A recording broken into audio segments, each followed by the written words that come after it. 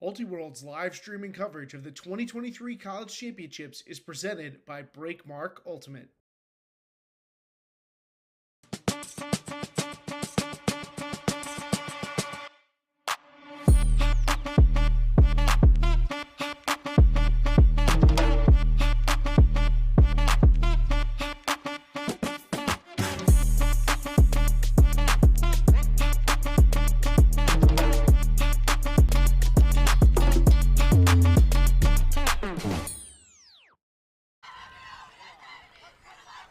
Welcome to Mason, Ohio. It's the quarterfinal round here at the 2023 Division I College Championships.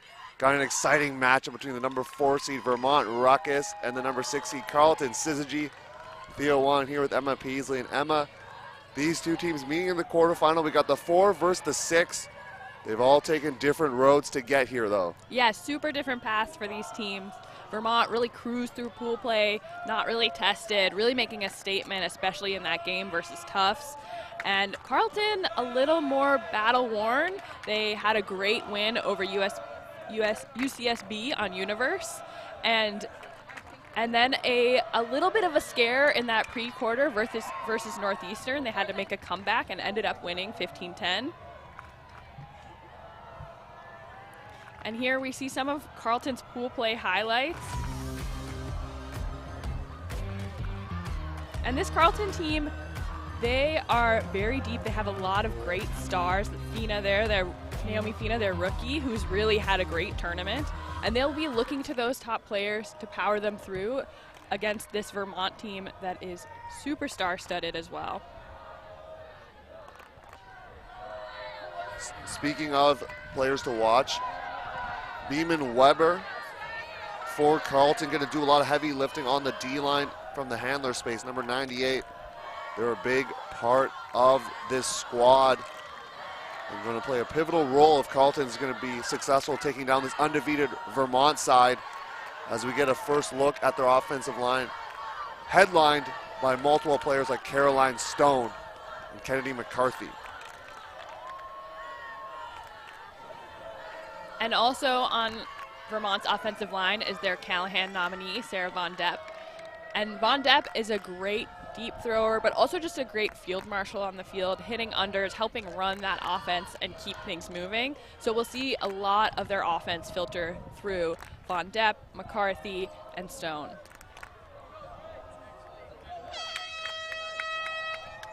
A spin player to watch, Beeman Weber with the disc currently.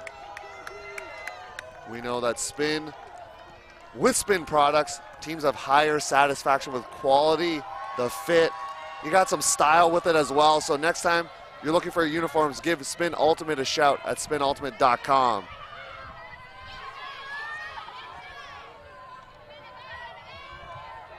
Zone look here from Carleton to start things off. We knew they might decide to bust this out early. McCarthy dishing it back to Browning. Browning a little scuba to get things started for Ruckus as they're out to the races here. Stone going cross field. And that's going to work out for the Vermont side, finding Godley Fisher. And you can see Vermont is hyped after that one. That's going to be a big part of their success today, is how they celebrate those wins and the positivity and energy they bring. That's something that they're really going to rely on. And great movement by the UVM offense. They worked it confidently through that zone, and then Caroline Stone, the rookie on their offensive line, hits that blading flick to the back corner. Really, really tough throw to stop. Great shot, aggressive shot in transition, and an easy hold here for this Vermont Ruckus. Emma, you had a chance to speak to one of their coaches, Sarah Jacoby, before the game, and there was a lot of discussion about systems and believing in them as they progress throughout this matchup. Yeah, I thought Jacoby's quote was pretty funny. She was talking about how some of the players said last year they didn't have systems, and she was like, well, I'd like to go on record and say we did, but they didn't believe in them. And she said that is a big change this year, is that they have systems, they're bought into those systems, and that's something that they want to focus on, that even when their stars aren't connecting or their hucks aren't working, they have something they can go back to and rely on. So we're going to see a a strong and dynamic Vermont today. O-line here for Carleton. You know the names Earhart, Shire, Chin, your handler core right now, dealing with this Vermont zone. Merrill's in there, as well as Paulig, Fina, and Kishner. Chin on this break sideline here. Over to Paulig. Paulig unmarked. Now Mark sets up. Faking the inside. Going around to Chin. And that throw just a little too far for 87. And Vermont a break opportunity. You could feel the stall and the pressure of Vermont's defense rising over the course of that possession, and especially just locked down on Paulig there on the sideline, forcing her to take a pretty hard shot. On down, getting things over. McCarthy, lots of room, runs onto it. Powers up the backhand. Finds her target. Nadia Scopatone for the score, and it's a break for the Ruckus side. And that is the Vermont way. Quick movement in transition, and then looking to push the pace and hit that deep shot. McCarthy fires one to Scopatone, and that's a break for UVM. Scopatone, one of course, the local Vermont products on this team, getting on the board, and McCarthy adding to her assist total, coming into this game 11. So this team is full of stars, and you saw a couple of them cross over for this defensive point, and you know they're not going to be shy in doing that. This Vermont team knows how important this game is. That was another thing that we talked about, is they suffered a tough loss in quarters at Northwest Challenge, and their coaches talked about how they were looking ahead to the next games and not focused enough on the game they're in right now. So you know they're ready to bring everything to this game, and I think they're looking forward to some competition.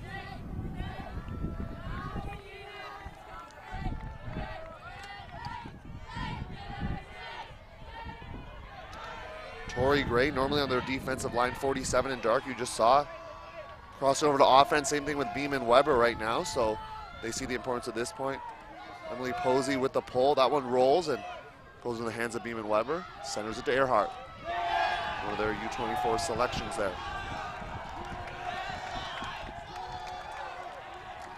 Earhart just at midfield now.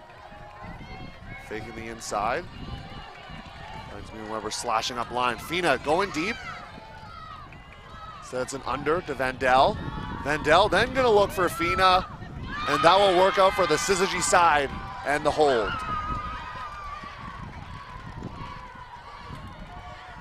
Great response from Carleton there. They loaded up that offense and they worked it under, really valuing each look and just kind of taking easy looks until they can find that rookie Naomi Fina in the end zone for another goal.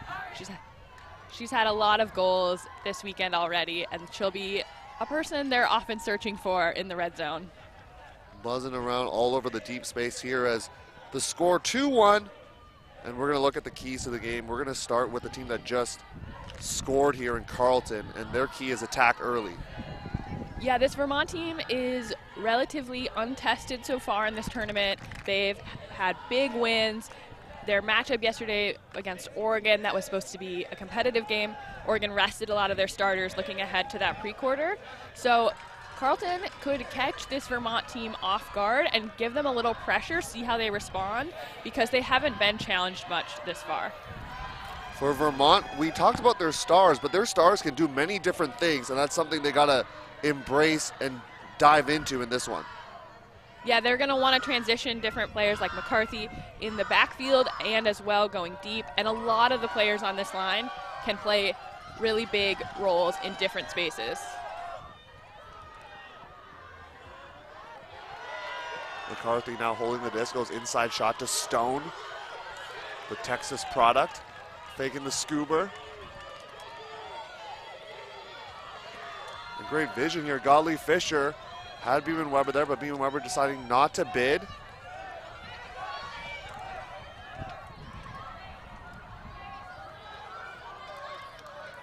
Stone looking Looking for a reset now as the stall count climbs higher. Gonna have to put this one up. Lots of players there. This one's gonna hang, and Beeman Weber, our spin player to watch with the block.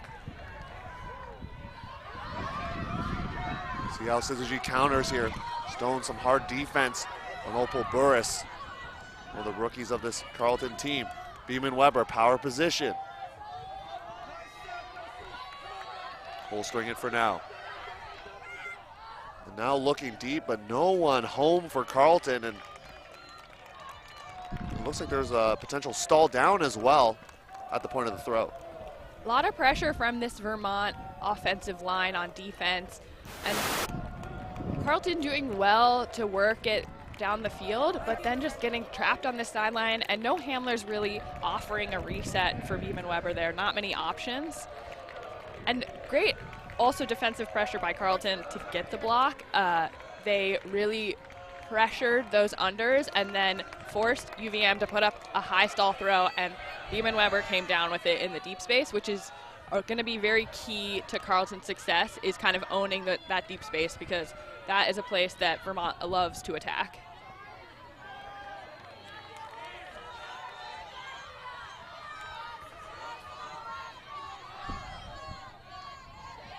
Von Depp had Browning and now needs a reset. That one's going to be Kennedy McCarthy. Going back, and this one's going to work out to Stone for the score, and a kick spike to punctuate the hold for Ruckus.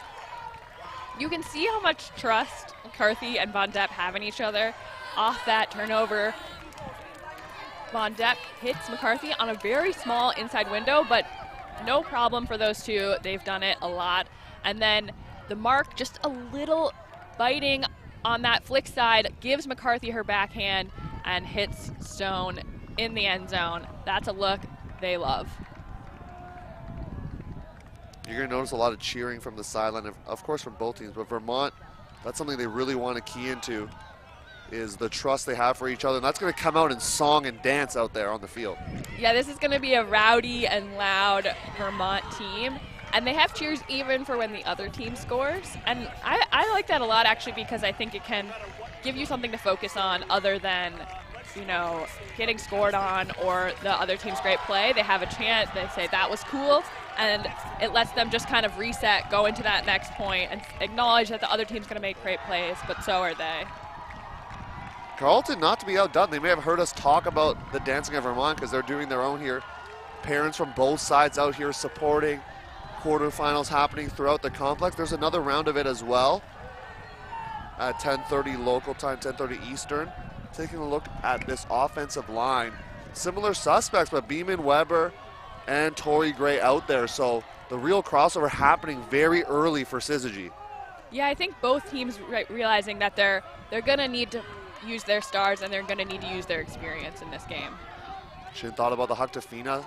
Decides to go to reset to Earhart, and now the disc swung to the far side to Pollock.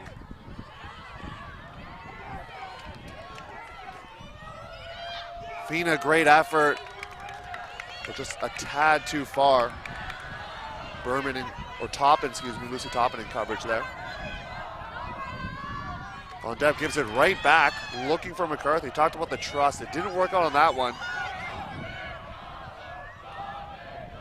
An exchange of turnovers will give the disc back to this Vermont side from Montpelier. Looking just a little rushed, a little pressured. I think that throw there, just trying to force it to Beeman Weber and Gray not on the same page.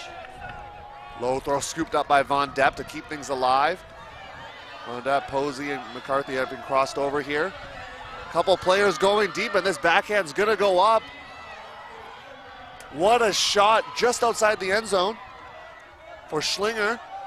Schlinger flipping it to Toppin for the score and the break for Ruckus. And again, we see that transition offense from UVM, and I think at this point Carleton needs to know that Kennedy McCarthy wants her backhand. She's going to pump fake that flick really hard, and the mark can't bite. It needs to stay honest and stop this throw, because they have two receivers going deep, and it just sits perfectly, lets that receiver grab it, and then it's a quick score for Vermont. So Carleton there called a timeout. It's another break for Vermont. I think they're going to want to reset, refocus on their goals, refocus on this moment and themselves.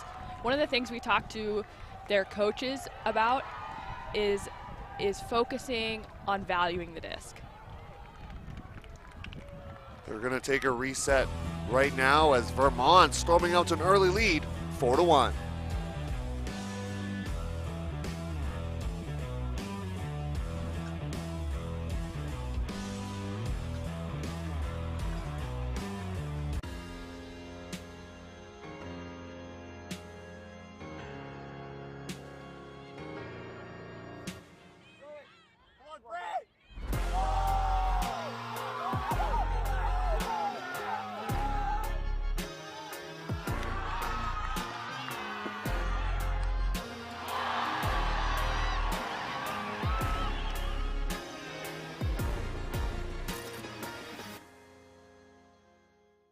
What are they, spaceships from Mars?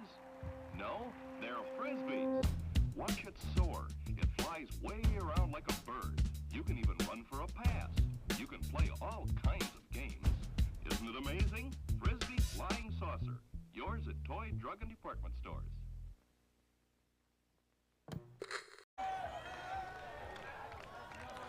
First half action coming at you with Vermont taking the lead so far on Carleton. As we get a look at the quarterfinals, there's something standing out to me, and that's all top 8 seeds in the quarterfinals. Yeah, top 8 seeds really cruising in this tournament. Definitely 1 through 4 have had a little bit of an easier go of it, but even Colorado coming in with high aspirations and getting a little scared with their games versus Stanford and getting upset, if you will, by Northeastern. That was a curious game there. We're trying to figure that out. Were starters happening? What was going on there? Yeah, there's a lot of caveats with that game, but still, Universe point. If you're resting your starters, you probably don't want a game to go to Universe, so you got to think Colorado was trying to win there. Power position for Earhart.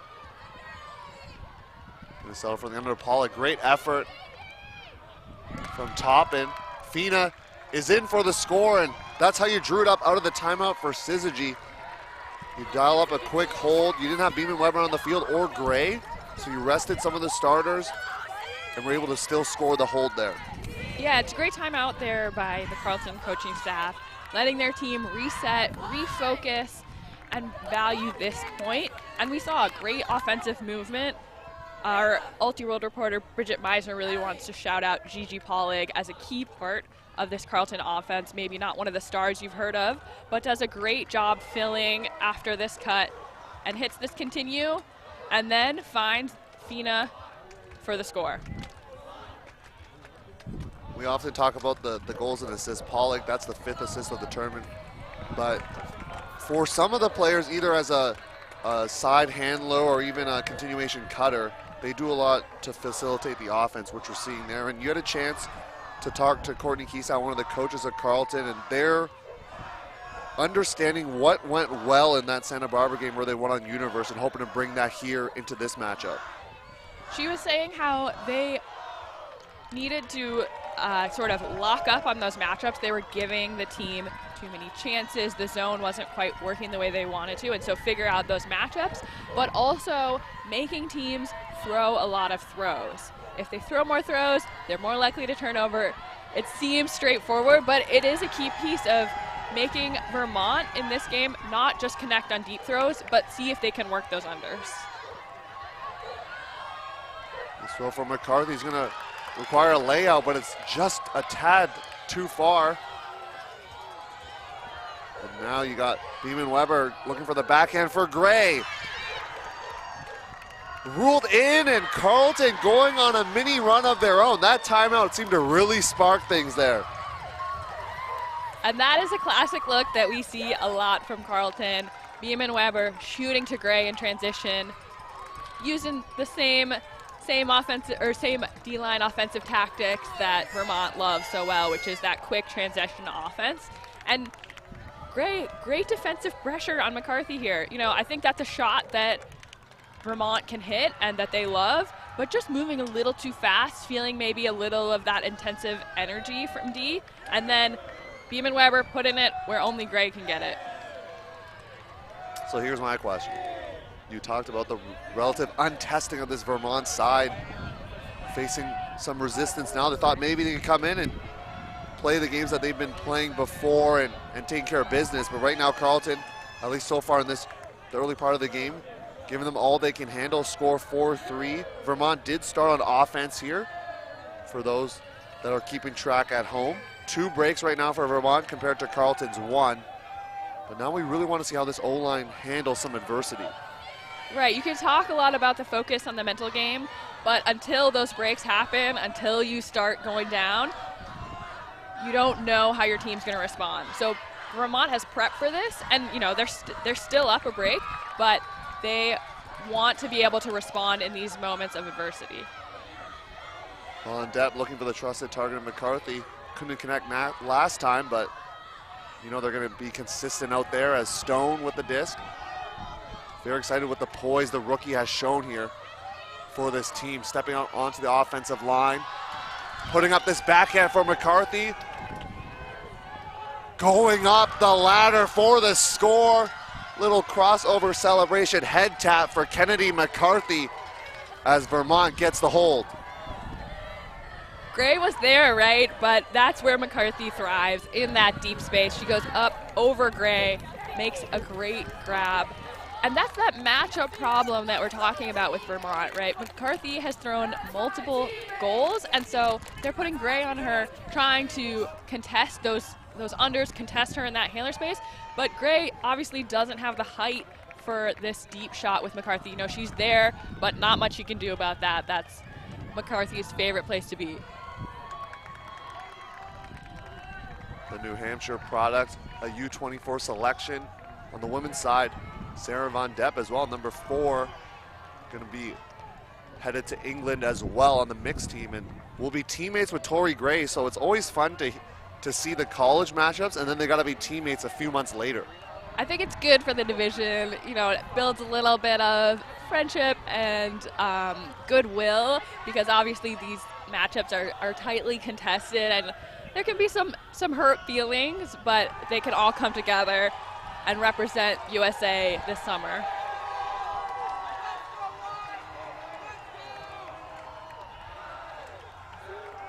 Just center to Chin.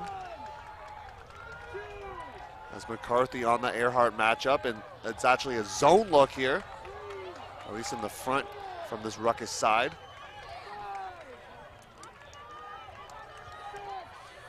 Nice little shot inside from Earhart to get things moving, and Fina now out on the run with Chin. Chin so poised in the backfield for this Carleton side.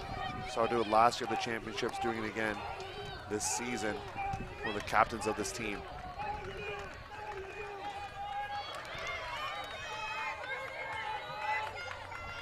Fina has a easy under for Earhart and gonna go give and go.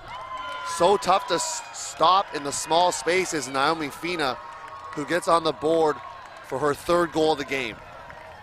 Yeah, Fina really doing work on that point, helping the Carleton offense move it along, getting open when she needs to, when they need an outlet, and then they're just doing the give-go, and Vermont cannot hang as she rushes up line and gets another score in this quarterfinal match. You hear a little bit of wind coming through our microphones as we're going to get a look at some of the conditions of the field. It's been really interesting in Ohio throughout this weekend, because sometimes it's very hot, and then the first day towards the end it was very windy when one of the games that we called, as we look at the weather currently. It's sort of an interesting wind. As you can see, 2 miles an hour as like sort of the steady, which is an amazing thrower's paradise, but those gusts are what making it a little bit unpredictable. The throw's not always coming how these players think, as a gust might pick it up. So both teams going to have to focus a little bit more on the wind and just making sure that every throw is careful and considered. If you like what you're seeing here on this stream on YouTube, be sure to get an Ulti-World subscription. You have access to all the quarterfinals happening. There's 3 more in this round, as well as Of course, 4 more in the next round at 10:30. So go to ultiworld.com/subscribe or /video and you can get your subscription there.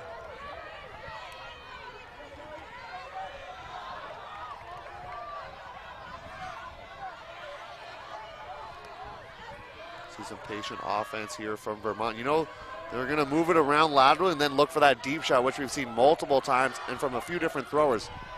Nice scuba to get things going. Stone finds Von Depp. Stone delivered the last assist to McCarthy, who's now in the backfield. That versatility really showing through right now. Yeah, this team can really move through roles, and they know they can look to a lot of different players. Speaking of roles, we saw Stone throw the goal earlier. Now on the receiving end of that Browning backhand for the hold. Stone, just such a dynamic player for this team. You know, she's a rookie, but you would think she's been on this O-line for several years. Just fits right in with this Vermont squad. And here we see Browning find Stone in that break space. A really, really tough throw to defend. You expect it to go more on the open side and just kind of curves it around that Carleton deep defender.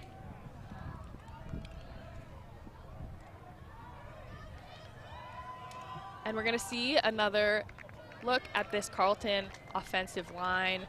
They've been finding their groove and showing a little bit more poise and confidence and working those throws, but I think maybe we'll see a little bit of switch up here from Vermont, see what kind of matchups they bring, what sort of pressure they bring to this Carleton offensive line. The other women's division quarterfinal happening right now between the 7 seed Stanford and 1 seed UNC. UNC up 1 in that contest. In the men's division, Brown up 5-4 on UNC, and Pittsburgh and Vermont locked in a good one as well. So I already said this, if you want to catch that quarterfinals, you got to get the field pass as well. So go to ultiworld.com to find out those details. Put these two, the field pass and this stream on, get all the quarterfinals in this round. You won't miss any action. Yeah, all quarters games being streamed. Unprecedented coverage, that's the tagline out here. More of a person look from this Vermont defensive line. A lot of offensive stars not on the field currently for them, so resting a Von Depp and a McCarthy out there. The only one being Browning on the field currently, number 8 in Vermont. I'm gonna say light blue, kind of white jerseys there.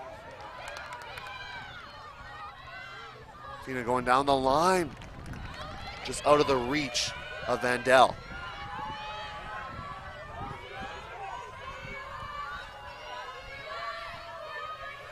Now you have Browning, an O-line stud, picking up. And this one's just going to land into the hands of Carleton. That's Shire with the block. Great heads-up play there by Shire. It looked like it was maybe going to go a little far anyway, but when Shire's helping there, she doesn't know that for sure. Earhart calm with the disc right now. Go to the open side to Kishner, and ever since that timeout, Carleton's been really cooking now on offense. You can see the confidence they're playing with there. And we talk a lot about Kvina in the end zone, but Kishner, another great target in the end zone. Super speedy, great first step, and you can tell she sees her and Earhart connect before that disc even goes up, and you know that's a look they love. Get another look at that goal. Here, Kishner and Earhart make eye contact, just puts that to the front cone. All the confidence that Kishner is going to beat her matchup in the end zone.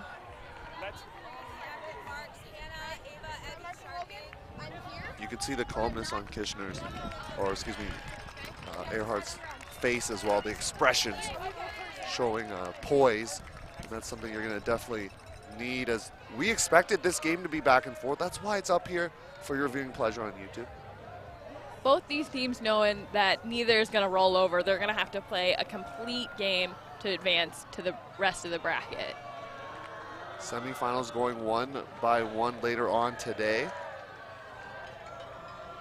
And then, of course, the finals tomorrow. So you need that ESPN Plus is what I hear. So make sure you get that ESPN Plus subscription as part of that. Rounding center of the field.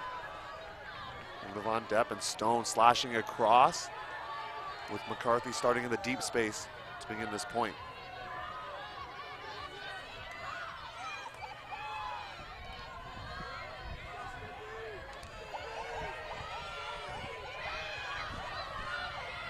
Faking the huck. It's Godley Fisher.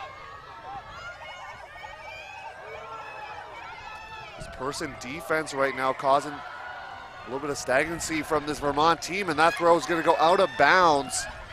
So Carleton break opportunity right now. And there's that Carleton game plan.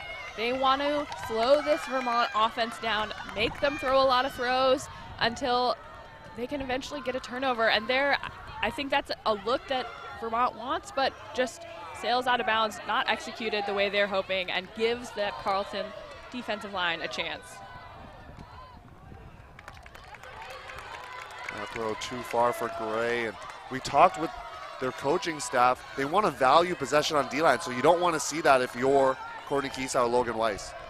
Right, just a hard throw for Gray. Gray, a speedy receiver, and so not the execution that they're looking for.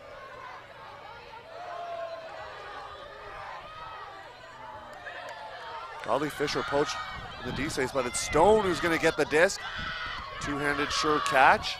Has a couple players open. This one's going to be tricky, and it's knocked away, but there could be a foul call here. There is one. Parrott was in the area of Acker, the intended receiver.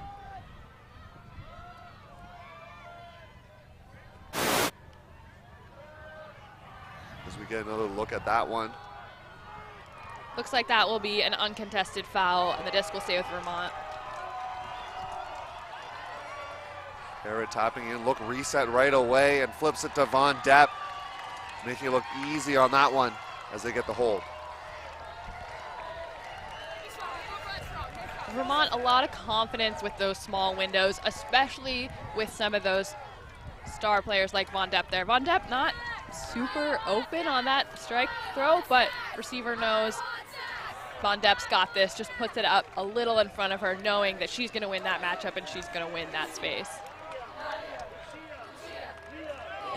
Vermont 7-5 lead right now in this first half, and a big reason why is number 14, Caroline Stone, doing it all over the field for this Vermont side. The Austin, Texas product, making a name for herself in this one. Yeah, her and McCarthy are a dynamic duo. One's hucking to the other, and they're owning that deep space right now.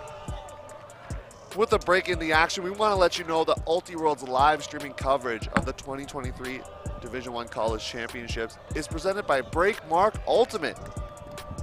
Visit them at breakmarkultimate.com.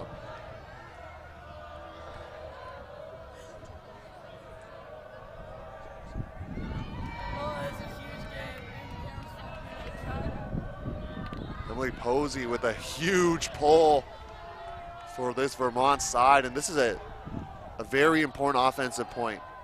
They're staring down at potentially 8-5 half is Carleton if they can't deliver here.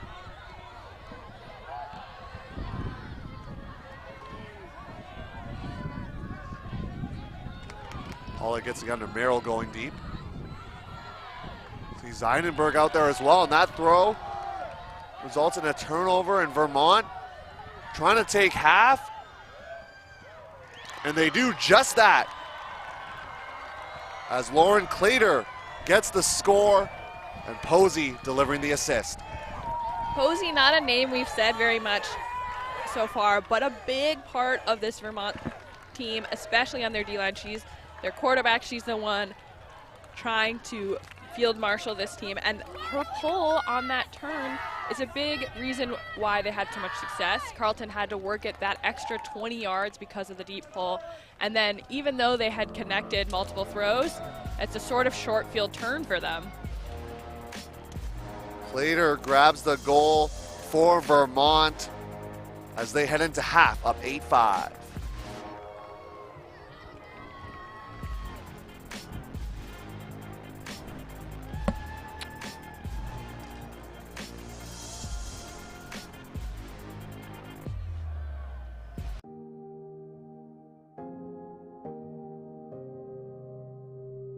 last 50 years have seen a lot of positive change. Around a whole range of important issues. And some things remain reassuringly unchanged. Like the spirit of our game. Ultimate is 50 years young and still a perfect circle of fair play, athletic pursuit, and camaraderie. In fact, Ultimate was a social network before social networks even existed. Respetamos nuestras diferencias and understand the value that they add. The revolution of the disc in flight continues to prove that there's nothing we can't achieve when we pull together. Long live Ultimate. Larga vida Ultimate. Long live Ultimate.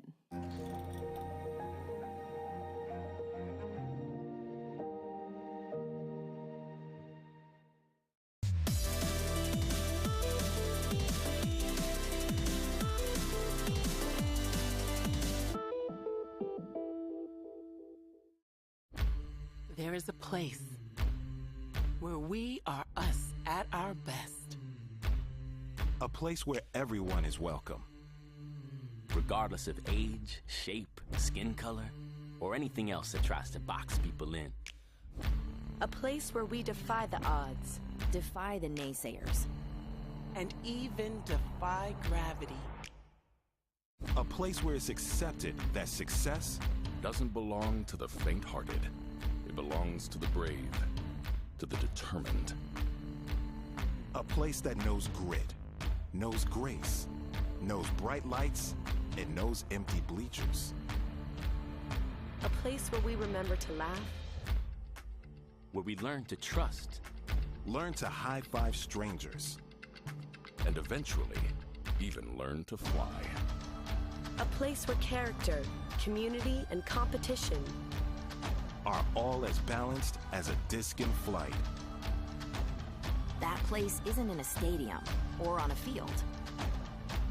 That place is in the spirit of our players. Because we don't just play Ultimate, we live Ultimate.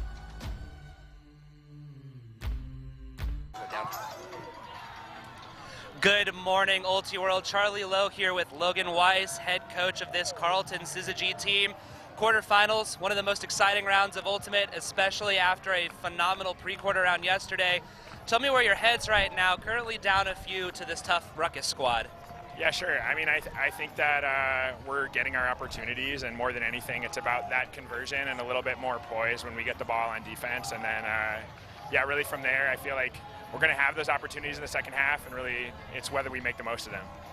Chilly heads often prevail, Logan, but there's something to be said for riding hot hands. Anyone that you're looking to really turn it on in the second half? I think not particularly, honestly. I think we play more of a team game. We're focused on hitting open hands, making sure that we're offering the thrower early, easy options. In the stall count, I think right now we're getting a little bit too aggressive with the disc and focused on trying to score right now versus just like letting the game come to us a little bit more. Yesterday showed your grit in your teeth in a fantastic comeback against a tough Northeastern Valkyries squad. Are you feeling confident in your ability to come back in this game and move on to semis? Yeah, I think so. I mean, I feel like that game's a reference point for us right now. Like, we know it's possible. We know that we're able to do it. We know we'll have the opportunities, and really, like, I think folks are feeling pretty positive right now. Fantastic. Logan, thank you very much. Best of luck to your Syzygy squad in this second half. We're going back to you, Theo. Thank you, Charlie Lowe, third member of our broadcast team, as Vermont holding the lead here at half, 8-5.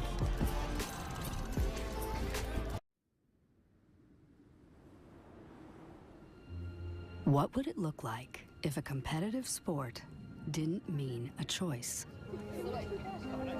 Between beauty and brutality, style and steel.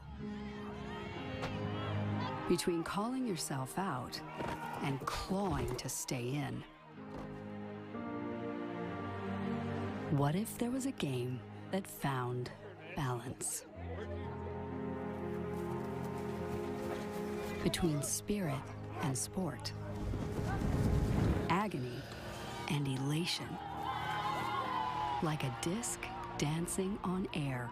We now have evolved into a team sport of a game called Ultimate. It stands by itself in that it is like no other game. Between perfect passes and devastating drops. Like the balance we so desperately needed, we had no choice but to create it ourselves.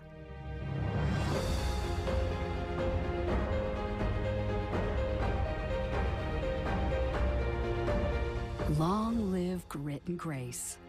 Long live Ultimate.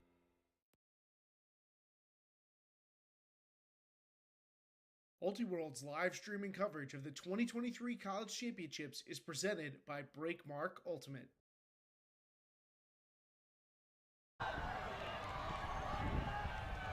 Second half action about to take place here in Mason, Ohio between Carleton, Syzygy, and Vermont Ruckus. As we take a look at the game stats here, Emma, what do you see? What stands out to you?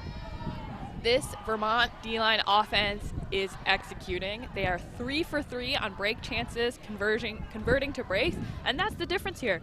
Carleton is getting those chances. They're just not able to punch it in, and they're going to need to in this second half if they want to come back. And we're also going to take a look at the updated bracket, see how the other games are matching up, and we see Carolina up 7-5 on Stanford.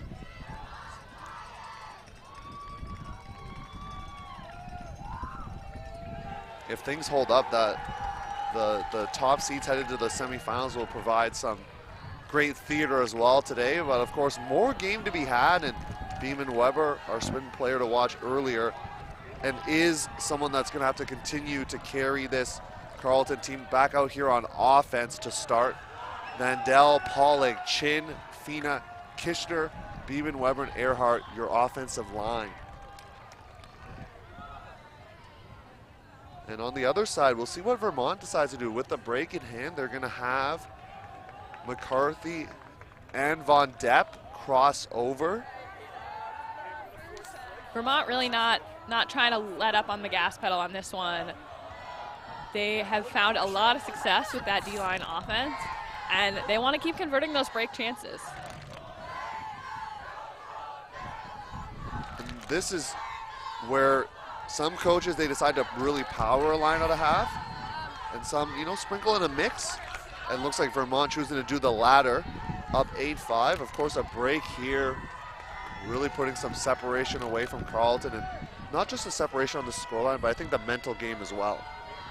Right, converting those break chances, being 100% for that has got to leave you feeling confident.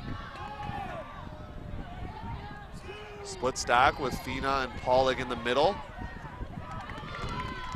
On Depp with the pressure, there's a foul call and uncontested. Love the whiff dip WFDF hand signals going on as well. It's really helped us, and I've seen multiple players communicate that way. Fina needs a reset, finds Earhart, and bursts up line. Just the speed from the rookie there. And great block by Toppin on the under.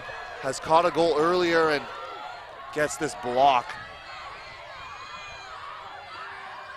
So now after Carleton really got to ratchet up this defense, feeling the pressure, don't want to go down 4 early in the second half.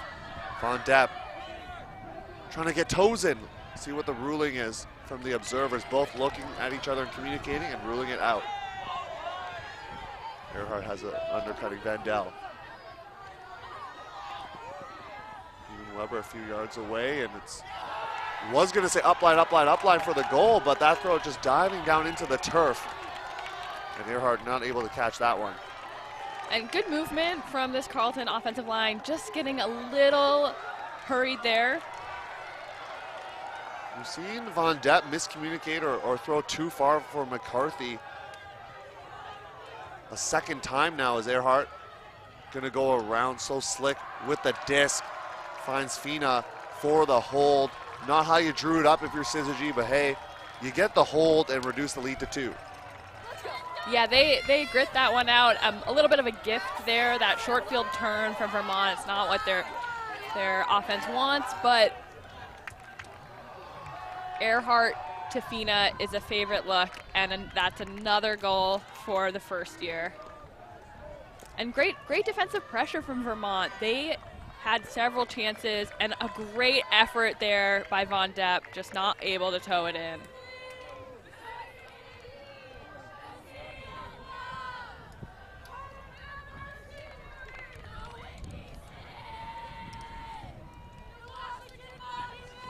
Great step around throw there by Earhart. Finds Fina, and not much you can do as a defender there. That's a hard space to guard.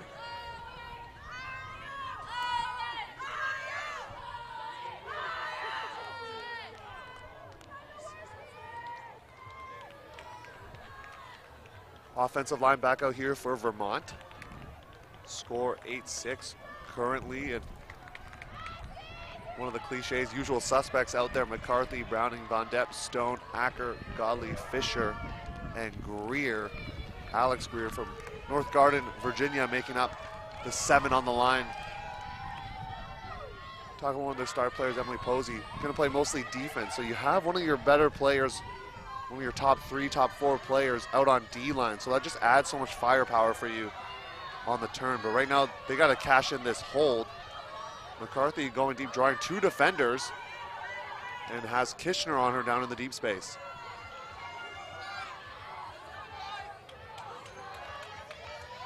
Von Depp, the quarterback, driving this engine right now. McCarthy sees someone going deep, but settles for the under to Acker. Godley Fisher coming back for the reset and gets it near midfield for this Vermont side. As their offense chugging along here with a couple deep cuts that now are paused because there's a pick call downfield. And we're seeing a little bit of that systems Vermont. You know, they are working it side to side. They're offering those resets, and they're not just throwing it deep, which is something that I think was a big part of their offense last year, and still a part this year, but. Stone going up large. Little celebration at the end for the rookie who catches the goal from Von Depp. You were saying systems, and they're like, hey, we just want to throw it to our stars now. Yeah, maybe first half of that advancement systems, and then second half going to what we know and love about Vermont. Putting that up to Stone, who makes the grab.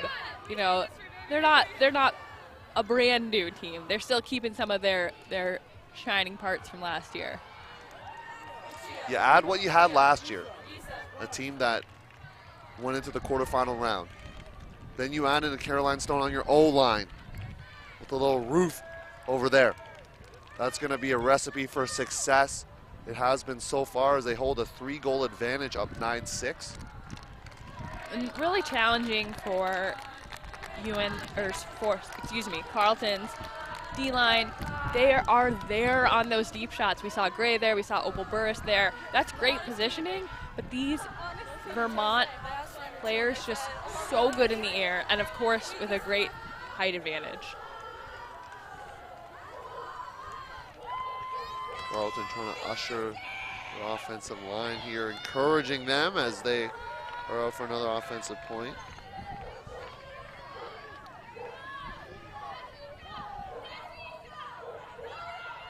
Kishner, the handler on this one, as Fina saves the disc. Earhart starting downfield here for this Carleton side. This throw's gonna be knocked away. A high throw swatted a second time, giving them a little extra field advantage. Nice block from McCallum over to Toppin, but escapes the outreached arms of number 2. We were seeing a little dominator there from Carleton's offense, running it between Kishner, between Fina and Pollig, but just great pressure. Chin looking for Merrill deep. This throw's gonna sit well. And Merrill had a hand on it, which is in and out of the right mitt for Merrill.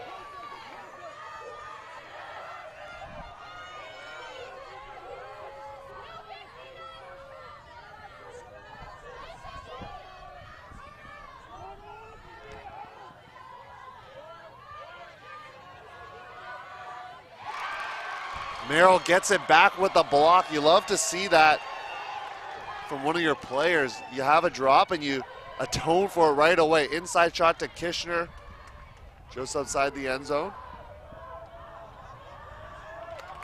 And a tough throw that was almost caught by Fina. That's A block from Toppin, but not the look you want if you're Carleton. And both teams moving just a little too quickly there, maybe getting caught up in the multi-turn point. And I want to see a little bit more patience from Carleton. They have open looks. They just are kind of forcing it into those small spaces there. Fina, a great target, but just in double coverage. Hard for her to win that. Seidenberg up the line for Kishner. Fina is going deep. Now slashing in for the under. This is a high throw.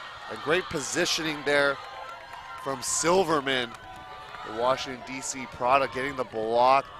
Throw not really at the angle Fina wanted either, but Silverman sure to make that block. And Fina was pretty tightly covered there. I think Kishner maybe could have done her a favor, pump fake that one, look for the reset. Posey going deep. Couple teammates in the area. But Earhart playing some great defense. Heads up in the deep space to come back and block that one. As Carleton, this is their 5th chance on this point to score a hold. Nice defensive effort there from Earhart, able to catch up on that play and get in the right position, make that hard for 2 receivers. Toppin a pickup here for Ruckus. See with this long point, if either team decides to call a timeout here, no one has used one so far. Posey keeping things moving over to this close sideline.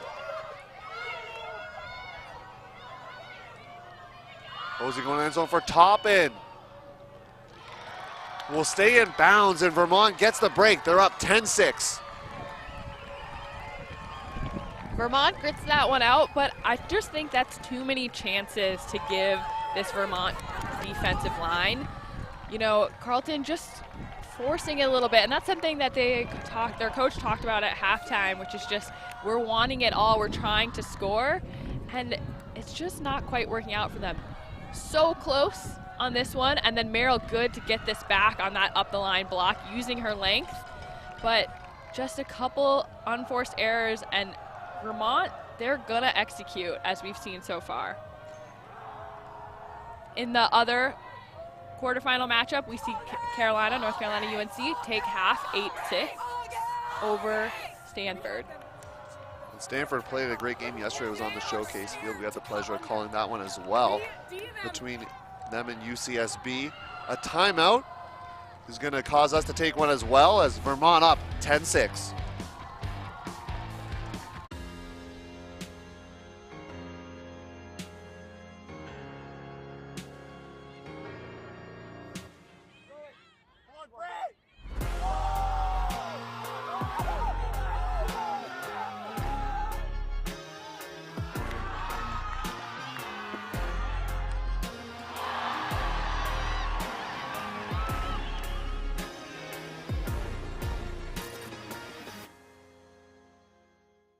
What are they, spaceships from Mars? No, they're frisbees. Watch it soar. It flies way around like a bird. You can even run for a pass. You can play all kinds of games. Isn't it amazing? Frisbee Flying Saucer. Yours at toy, drug, and department stores.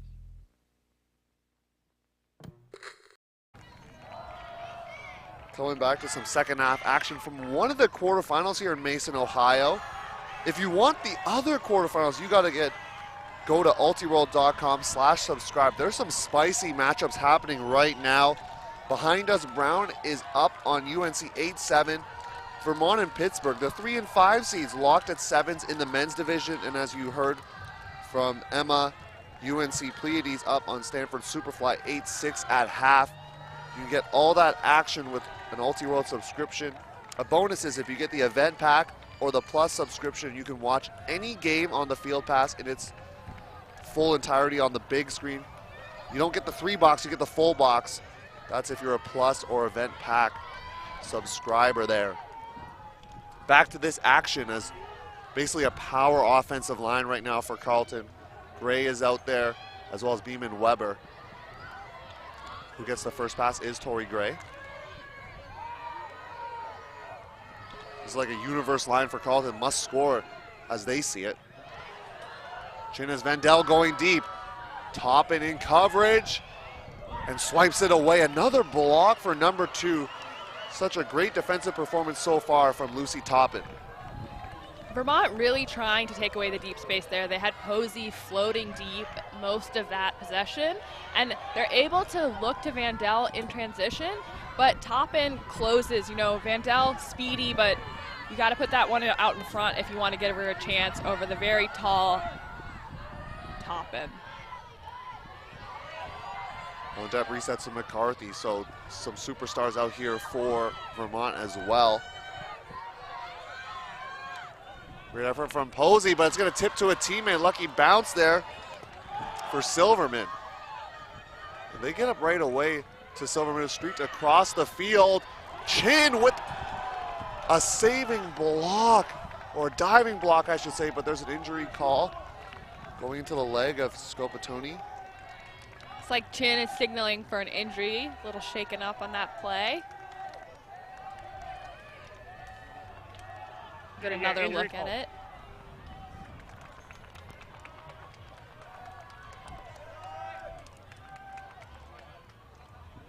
And looks like a card on that bid from Chin. Yep.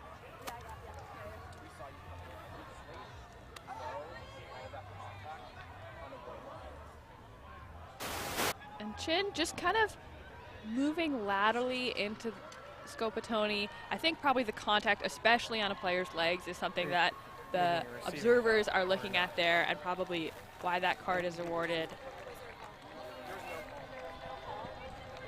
Chin hanging on the side, collecting her thoughts now, as I think there's still some discussion to be had.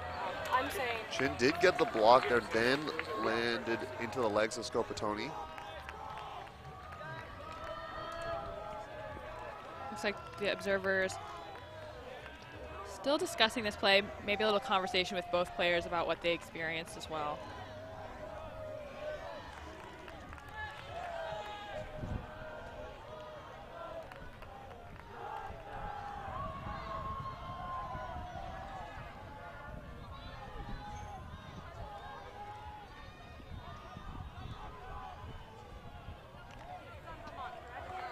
Okay, great. So defender, touch the ground, everybody can move.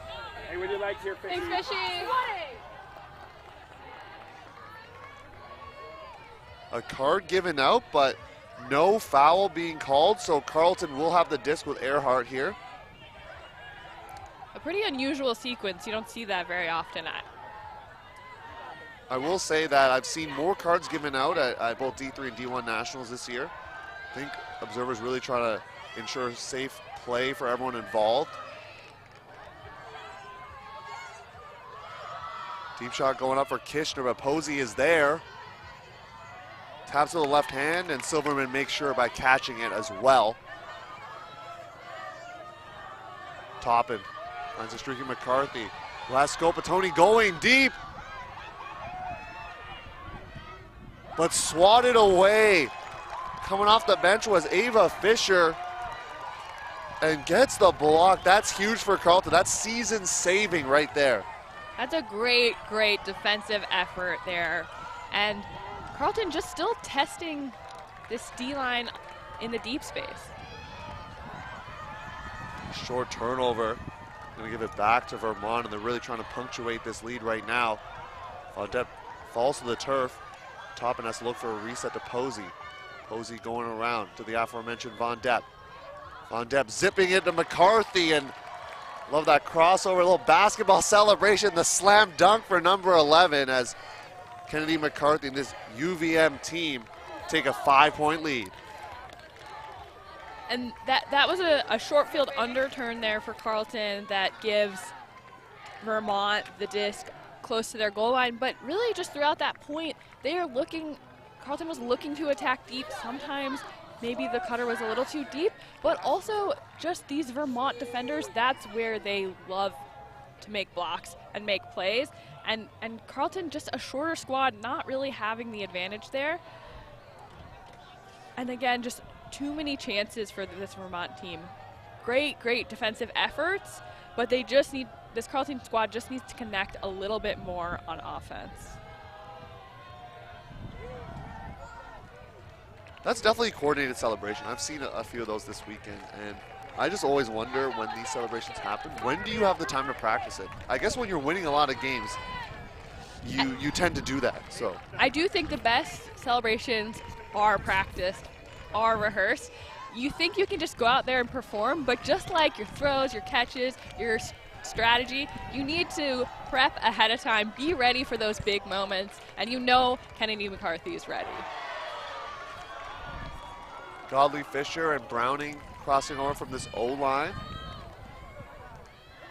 No Posey on the field. Carlton, it's a lot of D-line players out right now, so Earhart not on the field. Fina is not part of this group as well. High stall, Beamer has to throw this one out. Tracking with two hands, making the grab.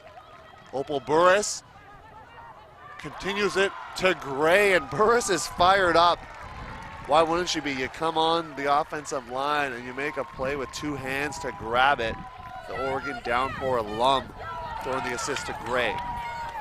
And Carleton gets the hold there, but their offense still not quite fully clicking. That was kind of a bailout look from Beeman Weber, and finds Opal Burris, who does well to read it and almost fake out her defender, make them go up early, and then lets it kind of come back to her. And Tori Gray, also a great target in the end zone. Burris kind of throws up a trust pass, knowing that Gray can use her speed and go out and bring that disc down. What I will say is that that point without some of Carleton's big-time players is helpful, because now they can put Earhart on the line, which we see on the field. Gray is back out there. Fina going to grab a spot, same thing with Beeman Weber. So that does help you when you can score with not all your top pieces. You can then bring them out as you need breaks right now. And that's what you get as we see some of the Carleton men's team. They're fired up. They're unfortunately not in this tournament anymore. Or at least in the bracket, so they're helping clapping bring the along energy here. Yep. to this Carleton sideline.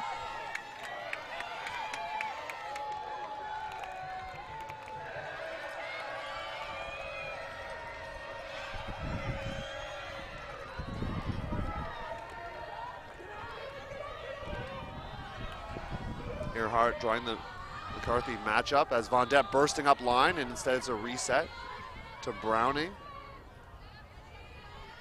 Stone hovering in the deep space, guarded by Gray downfield. Browning looking for the aforementioned Stone. What a grab from Caroline Stone, towing the line, having to deal with Gray as well. Had to wait for the confirmation from the observer, but Caroline Stone have a game right now. And that is why Caroline Stone was one of our players to watch. She's just so confident in that deep space, focusing on a great defender like Tori Gray, the back of the end zone line, and reeling that disc in. That's a really hard play. Great toes by Caroline Stone.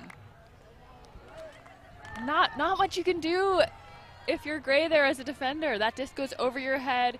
You're right in the back of the end zone. Just a big time play by their first year.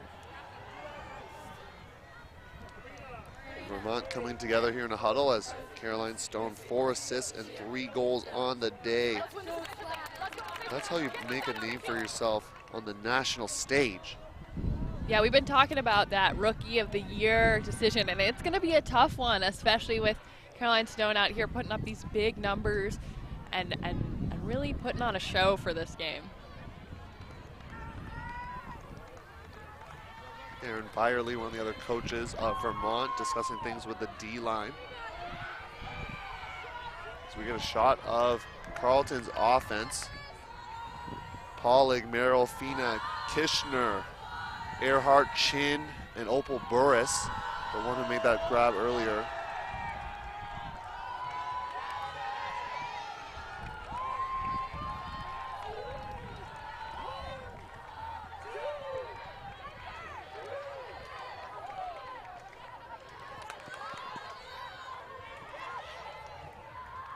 Chin looking for Fina, but it's taken away by Vermont. That's Clater. And now they're out to the races. Posey out on this defensive line. Browning as well. It's a sliding team in McCallum. Carleton able to get the clean hold on the last offensive point, but giving up a turnover here, and Vermont trying to get to 13 here with Godley Fisher also crossing over. A little give and go.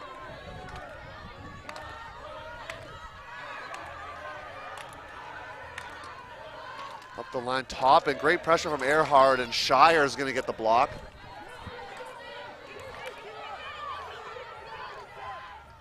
This throw maybe intended for Shire, but Merrill will handle it. Shire up the line, snags with the left hand, continuing down that open side to Fina for the score. Who else but number 7 catching that one. 5th goal of the day for Naomi Fina. Great work there by Naomi Fina. She has been such a force on this Carleton offensive line all tournament long. She is catching deep goals. She's winning that 1v1 matchup in the end zone space, and finally gets rewarded there with the goal after some really hard running. She's really a big outlet, a big target for this offense, and a key part of making sure that they can keep the disc alive. And you just see, you can see it in the way she plays. She never gives up on the disc. She's always trying her hardest out there, and a big engine for this Carleton offense.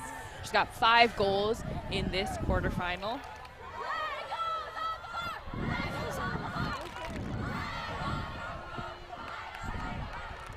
Gray set to pull, all smiles here. You wouldn't know that Carleton's down 12-8 with the energy they have, and you like to see that from this Carleton side. Both teams bringing out the song and dance out here, and both teams being very close this season. Vermont taking second at Queen City Tune-Up, only loss, drop into UNC there in that tournament. That was a very early test for both teams, with Vermont getting the better of Carleton, and of course these two teams have improved from that point, but perhaps that's looming in the minds of some of these players. Yeah, definitely a matchup that they've seen before and a team they probably know well. High stall. It's going to force this throw to Stone, and Stone been sure-handed, and Godley Fisher a great effort as well. But now this is the break opportunity you want if you're Carleton. We've talked about this already with their coach Courtney Kiesau, how the D-line offense needs to treasure the disc. We'll see if they do it in this point. And first throw to Beeman Weber can't be reeled in with the right hand. That was hot to handle. Stone airing this out. And a great block to save things. That's Audrey Parrott. That was a big-time block for Carleton. They needed that one. Great defensive intensity from Parrott there. Really tracks down that play and gets a hand on it and just makes that catch difficult. And that's the kind of effort that Carleton's going to need to power themselves back in this game. Ronan was poaching down in the underspace. Gray jumps a little too early there as they did a side stack, or split stack, excuse me, on that one. Yeah, Gray a little frustrated on that one, but that's something that this Vermont squad is looking for. They have many players patrolling that deep space. Browning has an unmarked teammate in the end zone and will reel that in for the score. Alexandra Greer. I'm not sure what happened on that assignment. I think this fast pace of play for UVM is catching Carleton a little flat-footed there. We saw a wide open player in the end zone, and with a team that loves to shoot it deep, you just can't let that off. And I think that just kind of the speed and the quickness with which this Vermont offensive line is going is catching this Carleton team off guard and kind of putting them out of sorts. In the other women's quarterfinal, we see North Carolina up 10-7 over Stanford. 10-8, excuse me, over Stanford. A lot of people seeing the two-time defending champions as the favorite, but they're in a tough battle with Stanford. I know the zone with the win the way it is potentially causes some issues over there. Yeah, zone has been historically a weak spot for the UNC team, and it's something they've worked a lot on, but a test with this Stanford squad that loves zone, runs it on offense, runs it on defense, and really just like brings a lot of pressure. That will be a great challenge for this UNC team to see how far they've come in their zone offense. Posey set to pull as UVM 2 points away from a berth in the semifinal. We'll take on the winner of the aforementioned matchup between Stanford and UNC. Split stack again, isolating Vandell, who has Chin going deep but draws that top end matchup, who's received a couple blocks for this Vermont side. Earhart grabs that one under pressure. There's a pause in the action here. Earhart hit as she caught the disc. Great catch by Earhart. Just so focused on that disc, able to bring it down through a lot of pressure. Kishner around back to the aforementioned Earhart. Little air bounce pass to Chin.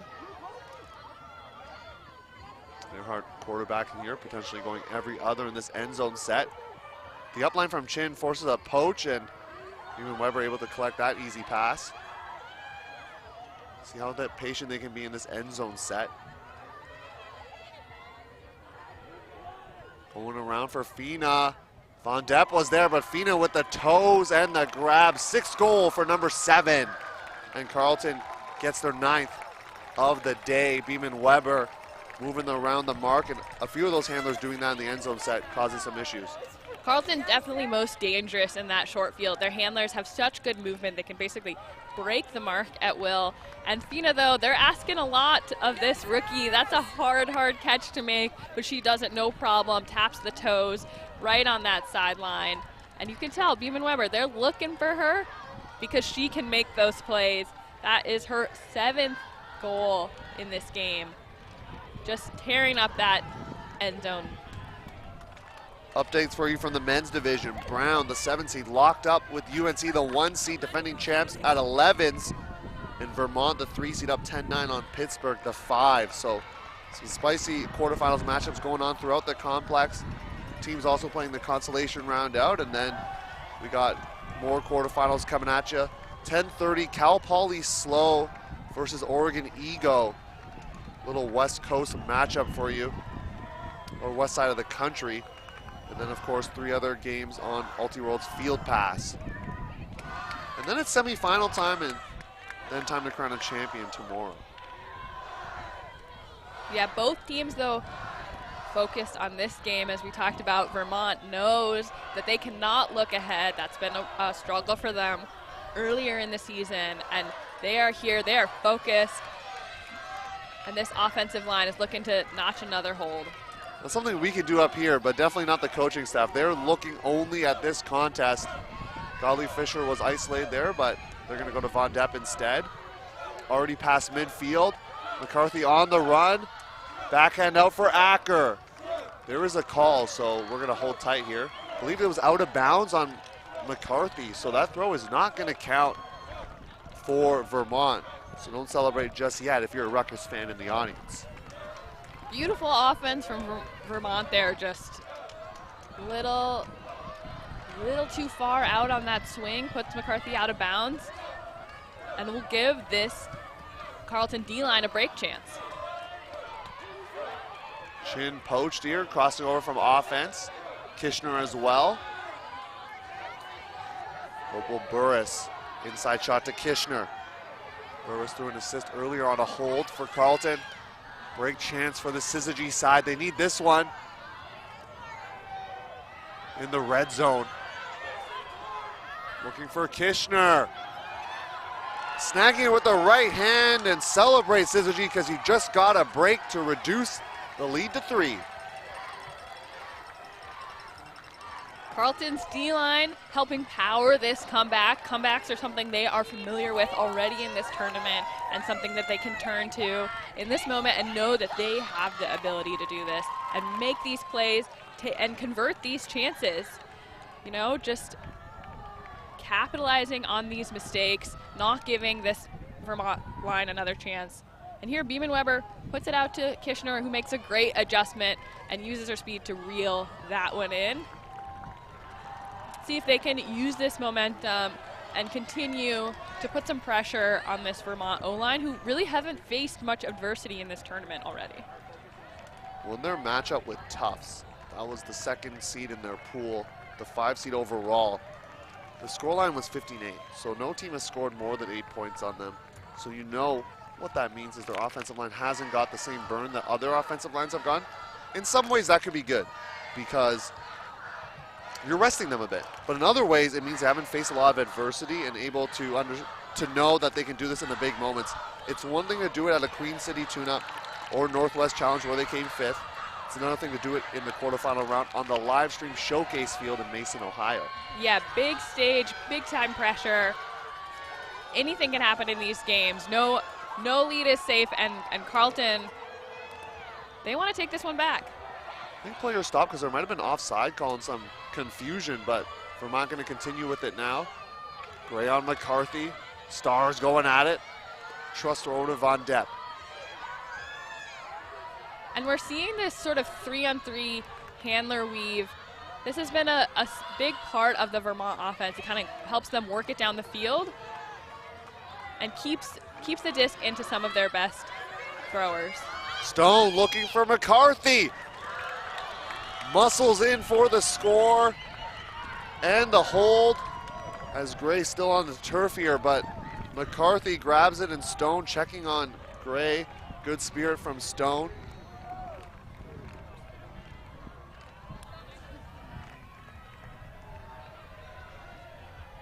Not sure if there's a discussion to be had. I believe it's still a goal, but Gray maybe going to stop that right now with some discussion.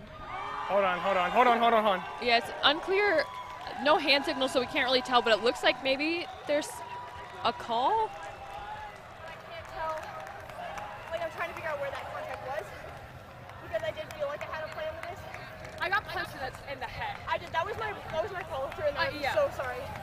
But I think I was falling first because your feet kind of tangled me up. Okay. It doesn't look like there's a lot of contact there. It looks like McCarthy kind of beat Gray to the space. You know, observers talking about it now.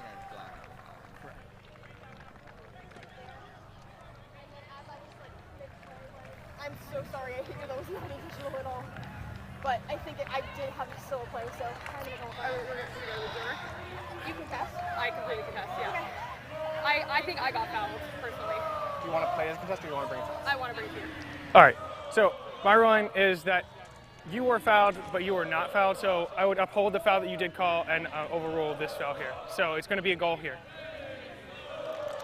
No foul from McCarthy. Instead, it actually ruled against Gray. So McCarthy's going to get the score. Stone throwing an assist, and they're 1 point away from heading to the semifinal round. That's a space Gray probably doesn't get beat very often. McCarthy making a great play there under a lot of pressure. She has been bringing it all game, making great deep throws with that backhand, really opening up the field both on those deep shots, but also she's showing she can do it both ways. You know, she loves to sky in the end zone or make those hard catches that she just had with Gray there, really powering her team and helping them make this big lead. That is why Kennedy McCarthy is your Spin Ultimate Player of the Game. Teams who wear Spin uniforms have higher satisfaction, with uniform quality, fit, design, and overall value compared to other Ultimate companies on the market. Next time you're ordering uniforms, give Spin a shout at spinultimate.com. The offensive line got a hold after getting broken, so Carleton had a little break train effort there. As observers still talking with Gray, so Gray just trying to get some understanding of what happened there. Gray having played for Mixtape in the past, bringing that club experience over to the Syzygy side, and was a second runner-up for Defensive Player of the Year as well, and has done a lot for this Carleton team.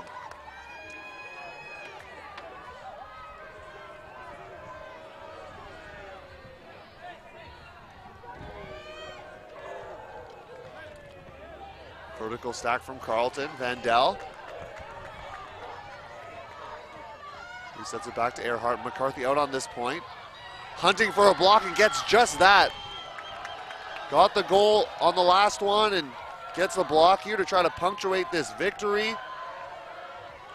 With teams having to play the semifinals on the same day, if you have the lead, you kind of want to end it early. So Vermont looking to do that. Toppin finds McCarthy on this open side. For the Posey. Toppin faking the hammer. Had McCarthy going up line, and now Posey has a reset. Swinging around the horn, but Chin says, you don't have the game just yet. Great defensive effort there by Chin. She's doing well to read that play. They've been all over that end zone set, but looks like a call there on the up line from Earhart. Scopatoni was on the coverage there, and looks like no contest. This shot going up. A missed jump will lead to possession for Carleton. Vandell has Fina chopping her feet going under and then deep, and instead it's a reset to Earhart. Lots of space for Babcock.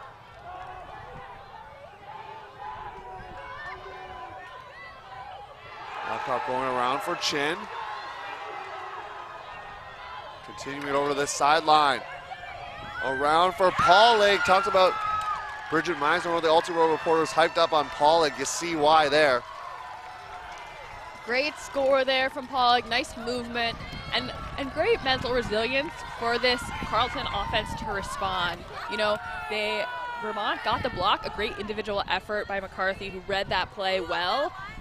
But they are able to get it back with a great block from Chin in the end zone and then work it patiently up the field, swinging it side to side, which is what they are best at. That is when they're moving, and that is what they want to be doing out there, is some nice patient offense. And this hold will give their D-line another chance to try and bring this game back.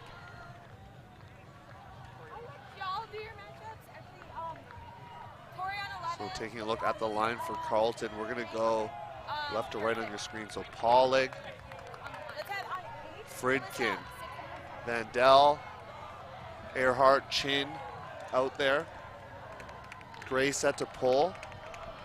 The last one on the line being Babcock. Standard offensive line here for Vermont. No real changes out there. And this is an important one for Vermont as well, right? They want to go into this semifinal feeling confident, and they don't. Their offensive line does not want to give up a break, even though they could still hold on the next one and put the game away. It's the mental shift of being like, we close this game out, we've got this, we're ready to go. Browning centers to McCarthy. Gray been on McCarthy all game long, and we'll draw that matchup once again. This handler dominator set with the stack moving downfield. It's Browning and McCarthy and Von Depp running the show here for Ruckus.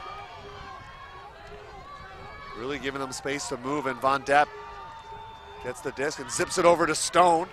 About 10 yards away from a semifinals berth, and would clinch their best ever finish as a program.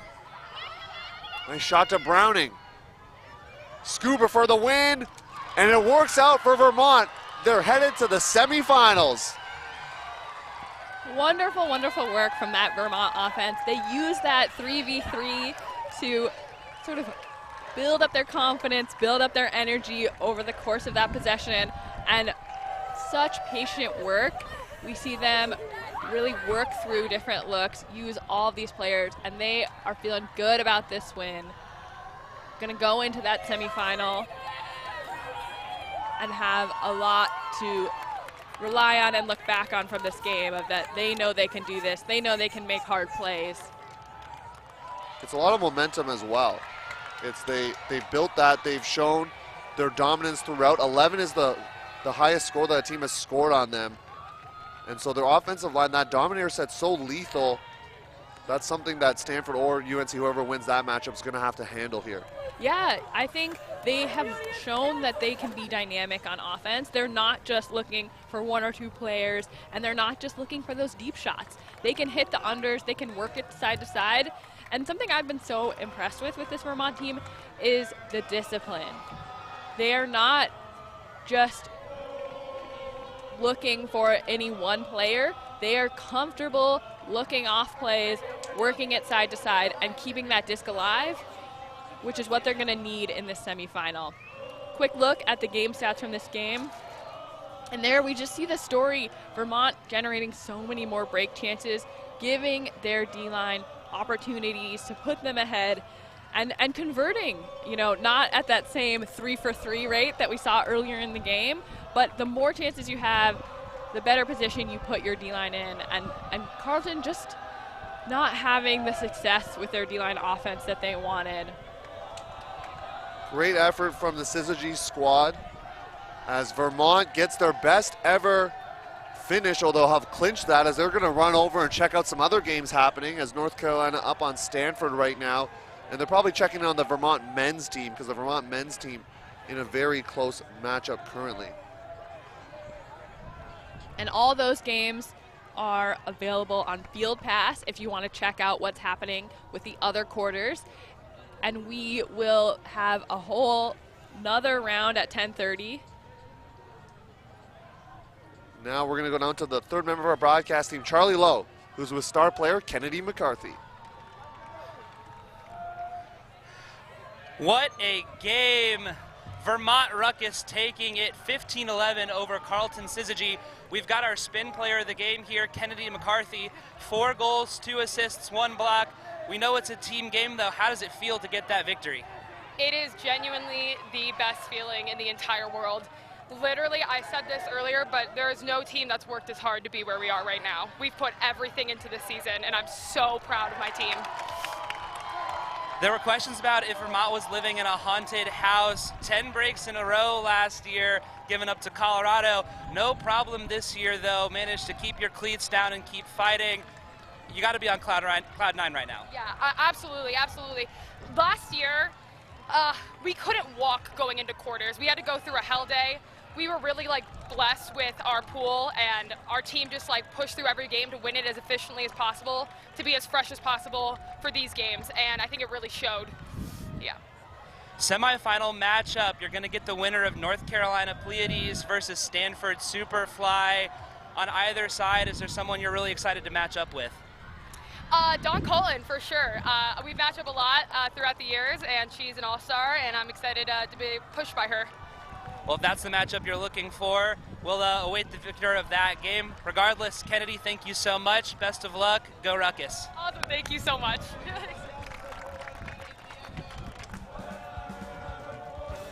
Thanks, Charlie. As this wraps up this women's quarterfinal matchup, there's another one coming at you with Cal Poly Slow Core rocking the sweet mullets, taking on Oregon Egos. Had a great path to get to this quarterfinal spot as well.